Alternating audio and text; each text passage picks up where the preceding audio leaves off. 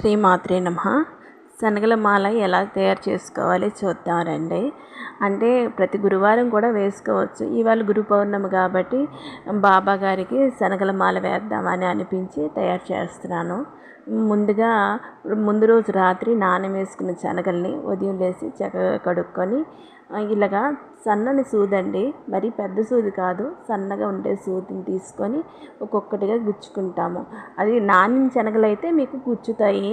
మామూలు డ్రై శనగలైతే మీకు అవ్వదు. కాబట్టి రాత్రే నానవేసుకొని ఉదయం లేసి అలాగా చూసారు కదా, సన్నని సూదితోని ఒక్కొక్కటిగా గుచ్చుకుంటున్నాను. అందులో చూడండి, ఇంకా క్లియర్గా చూడండి, శనగ బద్దలాగా ఉంటుంది కదా, అందులో మధ్యలో గుచ్చితే శనగ విడిపోతుంది. కాబట్టి మీరు ఫ్లాట్ సర్ఫేస్ ఉంది కదా, అటు సైడు చూసుకొని గుచ్చుకోవాలి.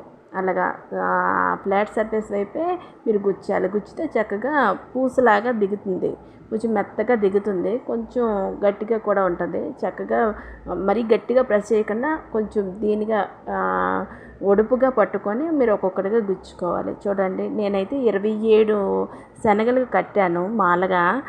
ఎందుకంటే 27 నక్షత్రాలకి 27 శనగలు అని చెప్పేసి కట్టాను.